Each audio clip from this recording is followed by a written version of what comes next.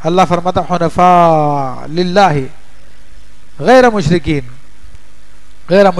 بہ، ایک اللہ کے ہو کر اس کا شریک کسی کو نہ بنائے، یعنی ایک اللہ کے ہو جاؤ اور کسی کو اس کا شریک نہ بناؤ۔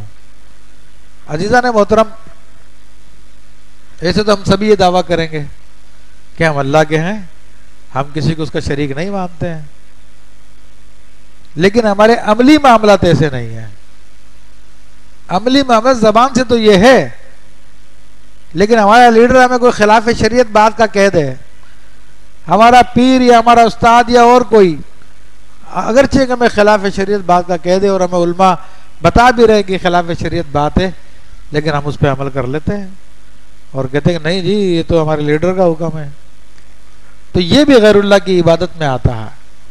اللہ تعالیٰ سب کو بچائے، اور فرمایا کہ وَمَن یشرک باللہ، درود پاک پڑھیے صلی اللہ علیہ نبی علیہ بارک وسلم، صلاۃ و سلام علیک یا سید یا رسول اللہ وعلی آلک و اصحابک یا نور اللہ۔ اور جو اللہ کے ساتھ شرک کرے فَكَأَنَّمَا خَرَّ مِنَ السَّمَاءِ، تو اس کی مثال ایسے ہی ہے گویا کہ وہ آسمان سے گر گیا، فَتَخْطَفُ الطَّيْرُ، تو اس کو پھر پرندے اچک لیتے ہیں۔ تو اب یہ جو شرک میں پڑ جاتا ہے تو اس کا مطلب یہ کہ وہ بلندیوں سے گر گیا ہے اور زمین پہ بھی نہیں پہنچا، وہ ہوا میں معلق ہے، اور اس کی مثال دی ہے کہ ایسی چیز کو پھر پرندے اچک لیتے ہیں، جھپٹ لیتے ہیں، یعنی شیطانی چیزیں۔ تو جو بھی شرک میں مبتلا ہوتا ہے تو پھر جو شرک والے ہوتے ہیں، جو شیاطین ہوتے ہیں، جنات ہوتے ہیں، انسانوں میں سے جنات میں سے، وہ ان کو پھر اچک کر اپنا غلام بنا کے اپنے کاموں میں لگا کے رکھتے ہیں۔ او تہوی بہ الریح فی مکان سحیق، یا اس کی مثال ایسے ہے کہ گویا اسے زمین پر کسی دور کی جگہ پر پھینک دیا گیا ہو، یعنی اللہ کے رحمت سے دور کر دیا گیا ہو۔ یہ تو ظاہری معنی میں نے آپ کو بتایا، باقی حدیث شریف میں ایسے لفظ کے بارے میں آیا کہ یہ جب انسان کی روح نکالی جاتی ہے تب یہ معاملات پیش آتے ہیں کہ مومن کی روح نکالی جاتی ہے تو اللہ کے فرشتے آتے ہیں رحمت والے، بڑے حسین و جمیل اچھے لباسوں میں، اور ان کے جسم سے خوشبو اٹھ رہی ہوتی ہیں، بڑا خوشبودار ریشم کا کپڑا لے کر آتے ہیں، اور اس روح کو کہتے ہیں اے پاکیزہ روح آ جا اپنے رب کی طرف آ جا، تیرے لیے اللہ نے یہ رکھا، تیرے لیے یہ رکھا، تیرے لیے یہ انعام ہے، وہ انعام ہے۔ تو روح جو ہے پھر وہ نکل کر آتی ہے، اللہ کے انعام کی باتیں سنتی ہے تو وہ پھر نکل کے آتی ہے، اس کو بڑے خوبصورت کپڑے میں لپیٹ لیتے ہیں، اس روح کو جہاں سے لے کے جاتے ہیں وہاں کے فرشتے مخلوق مبارک مبارک کی آوازیں لگا رہی ہوتی ہے اس کو، اور جب آسمان کے دروازے پہ پہنچتے تو پوچھتے ہیں کون ہے یہ؟ وہ کہتے فلاں آدمی ہے، کہا مبارک آدمی ہے، اور پھر اس کو آسمان کے دروازے کھل جاتے ہیں یہاں تک کہ عرش الہی کی طرف جاتی ہے یہ، جبکہ اس کے مقابلے میں جو کافر ہوتا ہے، گناہگار ہوتا ہے، تو اس کے بارے میں یہ ہے کہ فرشتے آتے ہیں بڑی سخت صورت میں، بہت خوفناک صورتوں میں، اور نہایت ہی ان سے بدبو بھی جاری ہوتی ہے، اور گندا کپڑا لے کر آتے ہیں، اور اس روح کو کہتے ہیں آ جا تو، آ جا، تیرے لیے بڑا عذاب تیار کیا ہوا ہے، تیرے لیے یہ کیا ہوا، تیرے لیے وہ کیا ہوا، جہنم کا عذاب تیرے لیے تیار ہے، کھولتا ہوا پانی تجھ پر ڈالا جائے گا، تجھے کھانے کو زکوم دیا جائے گا، تجھے آگ میں جلایا جائے گا۔ اب روح نکلنے کے لیے تیار نہیں ہوتی کہ لو یہ تو مجھے اب لے کے جا رہے ہیں، تو پھر اس روح کو پکڑ کے کھینچا جاتا زور سے، جب کھینچا جاتا ہے تو بڑی سختی کے ساتھ نکالی جاتی ہے اس کی روح، اور جب اس کو لے کے جاتے تو ہر طرف سے اس پہ لعنتیں کی جاتی ہے، یہ کون ہے ملعون، کون ہے بدبودار، کون ہے یہ گندا، تو لوگ اس پہ لعنتیں کر رہے، تو بتایا جاتا ہے کہ فلاں بن فلاں، یہ فلاں بن فلاں ہے، یہاں تک کہ آسمان پہ لایا جاتا ہے تو آسمان کے دروازے اس کے لیے بند کر دیا جاتا ہے کہ دفع کر دو اس کو یہاں سے، اور اس کو دور پھینک دیا جاتا ہے یہاں تک کہ اپنی قبر میں آ جاتا ہے وہ، پھر وہاں پر اس پہ عذاب ہوتا ہے۔ تو یہ شرک کا انجام ہے، کفر کا انجام ہے۔ ذالک، بات یہ ہے وَمَن يُعَظِّمْ شَعَائِرَ اللَّهِ فَإِنَّهَا مِن تَقْوَى الْقُلُوبِ، اور جو اللہ کی نشانیوں کی تعظیم کرے تو یہ دلوں کی پرہیزگاری ہے. تو اب اللہ کی نشانیوں کی تعظیم کرنا تو یہ تقوی کی علامت ہے, دلوں کی پرہیزگاری کی علامت ہے. تو وہ ہر چیز جس کا اللہ تعالیٰ سے تعلق ہے اس کا احترام کرے. اور مومن کا یہی کام ہوتا ہے. جمعے کا دن آتا, اس کی تیاری کر رہا تھا, خوشبو لگاتا, نہاتا دھوتا ہے, نماز کے لیے آتا, عیدین کے دن آتے ہیں بڑی خوشی کرتا ہے, کیونکہ اللہ کے دن ہے. وہ ہے بڑی رات آ جاتی ہے تو اس میں وہ نہاتا دھوتا, تیاری کرتا, مسجدوں میں آتا, مسجد کا احترام کرتا, مسجد سے پیار کرتا, مسجد کے جھاڑوے لگاتا, صفے بچھاتا ہے, خدمت کرتا ہے, پیسے خرچ کرتا ہے. یہ تعظیم نہیں ہے تو اور کیا ہے؟ یہ تعظیم تو ہے. اور جب ان مقدس مقامات پہ جاتا ہے تو ان کا احترام کرتا ہے, ان سے محبت کا اظہار کرتا ہے. یہ تعظیم نہیں تو اور کیا ہے؟ تو یہ اس بات کے دلیل ہے کہ اس کے دل میں تقوی ہے. تو اللہ فرماتا کہ جو اللہ تعالیٰ کی نشانیوں کی تعظیم کرتا ہے تو یہ دلوں کے تقوی میں سے ہے. تو ہر وہ چیز جس کا اللہ تعالیٰ سے تعلق ہے وہ اللہ کی نشانی ہے. کہ نشانی کہتے ہیں اس چیز کو کہ جب اس کو دیکھا جائے تو جس چیز کی نشانی ہو اس پہ دلالت ہو جائے. تو اب مسجد اللہ کی نشانی ہے, جمعہ بھی اللہ کی نشانی ہے کہ اللہ کی عبادت کرتے ہیں, رمضان اللہ کی نشانی ہے, مقدس مہینے اللہ کی نشانی ہے, قرآن اللہ کی نشانی ہے, کعبہ اللہ کی نشانی ہے, مقام ابراہیم ہے, صفا ہے, مروہ ہے, منہ ہے, مزدلفہ ہے, مدینہ شریف ہے, سارے کے سارے یہ اللہ تعالیٰ کی نشانیاں تو ہیں. تو ان سب کی مومن تعظیم کرتے ہیں. اور کیسی کیسی تعظیم کرتے ہیں, سبحان اللہ سبحان اللہ, جواب نہیں ہے.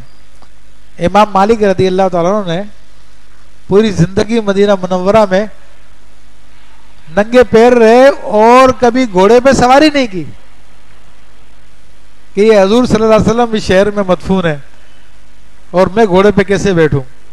یہ ان کی تعظیم تھی. اور حیرت کی بات یہ ہے کہ اس وقت تو مدینہ منورہ بہت چھوٹا تھا اور پورا مدینہ منورہ اتنا ہی تھا جتنی آج مسجد نبوی ہے نا, تقریباً اتنا مدینہ منورہ تھا, 1 میل چوڑا 1 میل لمبا, جتنی باؤنڈری وال بنی ہوئی ہے. امام مالک رضی اللہ تعالیٰ کو رفع حاجت کرنی ہوتی تھی تو ساری زندگی مدینہ منورہ میں نہیں کی, ہمیشہ مدینہ منورہ سے باہر جاتے تھے. تو کیسا تقویٰ تھا ان کے دل میں, کتنی عزت تھی. اور اسی طرح جو اللہ کے ولی ہیں ان کو دیکھ کے بھی تو اللہ یاد آتا ہے نا, تو یہ بھی اللہ کی نشانی ہے. تو ان کی تعظیم کرنا, ان کا احترام کرنا یہ بھی دلوں کے تقوی سے ہے. اولیاء اللہ کے مزارات ہیں ان کی تعظیم کرنا یہ بھی دلوں کے تقوی سے ہے. مگر مزارات کی تعظیم کرنے سے مراد ان کو چومنا چاٹنا یا ان کا آگے سجدے کرنا نہیں ہے, ان کا طواف کرنا نہیں ہے. یہ سب کام حرام ہے. طواف کرنا کسی مزار کا حرام ہے, سمجھ رہے ہیں؟ سجدے کرنا حرام ہے یہ, اور عبادت کی نیت سے ہو تو کفر ہے یہ. ہاں ان کی تعظیم سے مراد یہ ہے کہ ان کے پاس احترام سے جانا اور ان کے وسیلے سے اللہ تعالیٰ سے دعا کرنا اور ان کے اوپر لائٹ روشن کر دینا تاکہ کوئی آئے اللہ کا ذکر کرنے کے لیے تو وہ وہاں پہ قرآن کی تلاوت کر سکے, اس کے بیٹھنے میں آسانی رہے. اس پر چادر چڑھا دینا جتنی ضرورت ہے تاکہ لوگ کو سمجھ میں آ جائے کہ یہ عزت والی جگہ ہے. لیکن چادروں کی بھرمار کر دینا جیسا کہ آج کل یہ ایک بزنس بھی بنا ہوا ہے اور لوگوں کی عادت بھی بنی ہوئی ہے. ہر آدمی جاتا ہے مزار پہ تو ایک چادر خریدتا ہے, بلکہ چادر بیچنے والے اپنا بزنس چلانے کے لیے خود لے کے کھڑے ہوتے ہیں, بھائی چادر لے لو نا, بھائی چادر لے لو نا. حالانکہ فقہا نے لکھا کہ جب ایک چادر موجود ہے مزار پر تو اب دوسری چادر چڑھانا اسراف ہے, کیونکہ چادر کا مقصد تھا قبر شریف کو ممتاز کر دینا اور وہ ممتاز ہو چکی ہے. اب آپ کا چادر خرید کے چڑھانا پیسے کو ضائع کرنا, یہ منع کیا بزرگوں نے. اور کہتے جی میں نے تو منت مانی تھی چادر چڑھاؤں گا. یہ کوئی منت نہیں ہے, یہ منت کی اپنی شرائط ہوتی ہیں. تو یہ چادر چڑھانا کوئی منت نہیں ہے شرعی اعتبار سے, تو اس لیے اس کو پورا بھی نہیں کیا جائے گا. اسی طرح قبر کو چومنے سے بھی گریز کیا جائے, اس کو کوشش کریں قبر کو براہ راست چھوئیں بھی نہ, کہ بزرگان دین نے اس سے منع کیا. تو بعض لوگ جا کے چومتے ہیں اس کو, یہ کرتے ہیں وہ کرتے ہیں, اس سے منع کیا گیا. تو بہرحال ارشاد فرمایا کہ ذالک من یعظم شعائر اللہ فإنها من تقوی القلوب، اور یہ اس لیے ہے کہ جو اللہ کے نشانیوں کی تعظیم کرتا ہے تو اس کے دلوں کے تقوی سے ہے۔ تو یہ کفر کے مقابلے میں بیان کیا گیا۔